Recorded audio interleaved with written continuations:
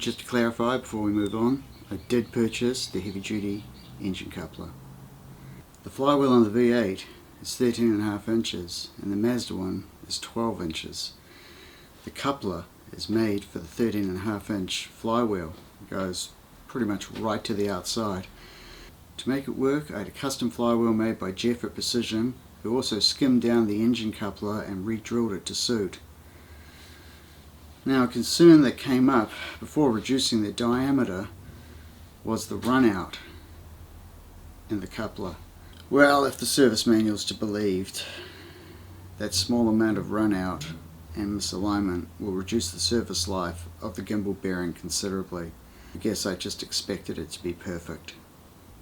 A stock FD engine with the right turbocharger can make around 300 horsepower at the crank at about 0.9 kg or 12.8 psi. That would be adequate. Maybe a cafe racer in terms of offshore powerboats, but it's still a hot rod. The goal has been set for around 400 horsepower, 400 rotary horsepower. At 0.9 preferably, maybe a little bit lower if we can get away with it, but essentially we're going to tune the engine to whatever it makes at about 1.2 kg and then dial it back to 400 horsepower, preferably by or before 7,500 RPM. Personally, I don't think this is too much of an ask.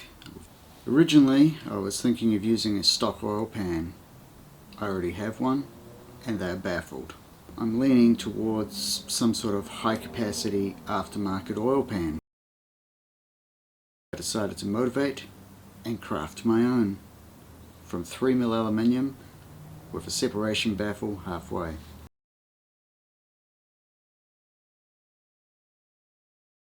I will not put a drain plug in the pan, as I will use a siphon to change the oil. I've done this on my rotary cars for the last 20 plus years without an issue. It's one less place for an oil leak.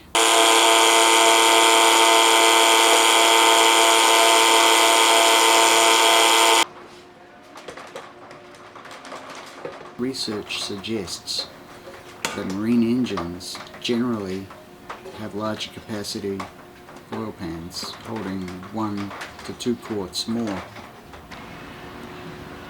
Because the sump is deeper, I've extended the pickup to suit. The new oil pan holds almost 1.5 litres more.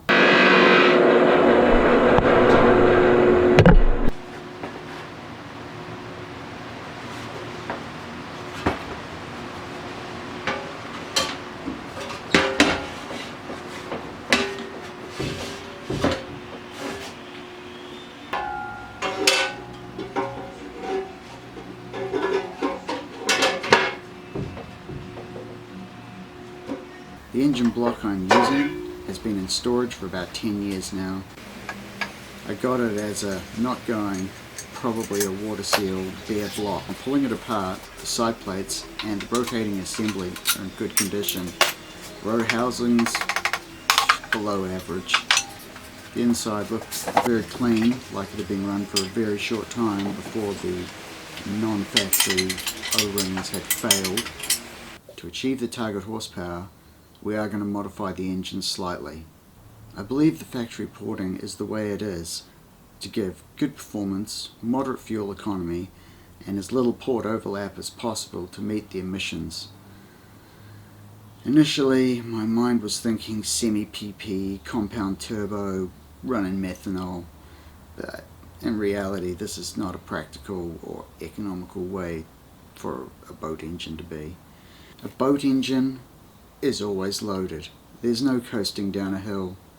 There's no sweet spot on the motorway where your throttle is just cracked open and the engine's sitting on 4 grand humming away. A boat is like driving up an endless hill towing a trailer, and the pitch of the prop is like the diff ratio or the gear that you use to climb that hill. I'm going to be using die grinders with carbide burrs and sanding wheels to reshape and extend the intake and exhaust ports very slightly. The ports can also be widened towards the water seal. This will make them open sooner and make them stay open longer.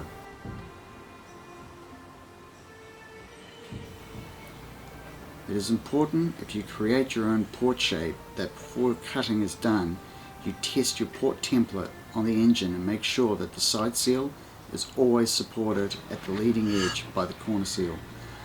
Otherwise, it will drop into the port, could catch an edge and break.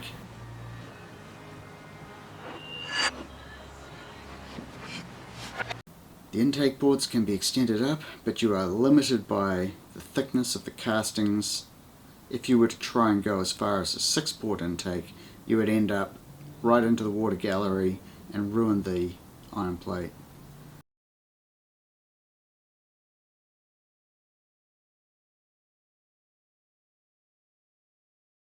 I made a copper template many years ago so that when I'm die grinding, if it grabs or rattles round and jumps out, I don't end up marking the working faces of the irons.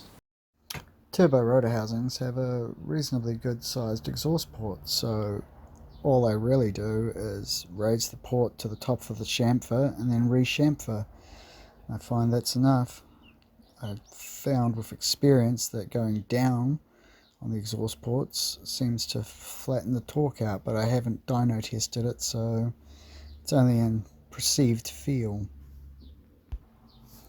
Using a square, I make sure the top of the ports are the same height. Other than that, it's mostly by eye.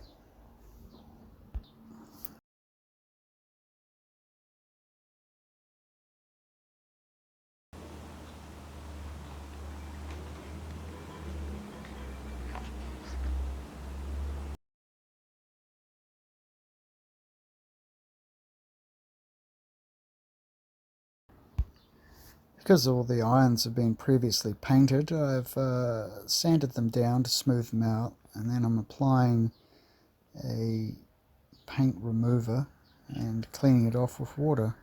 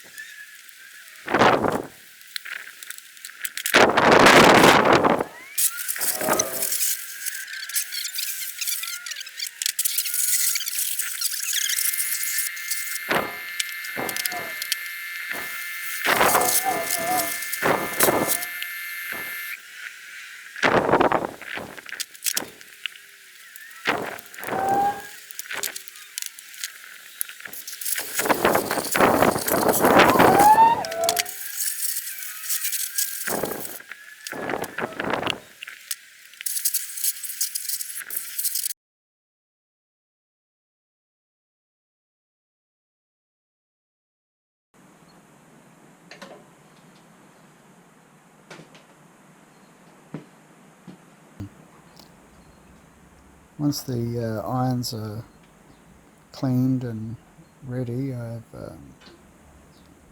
masked them up, primed them, and then baked them with a bake light.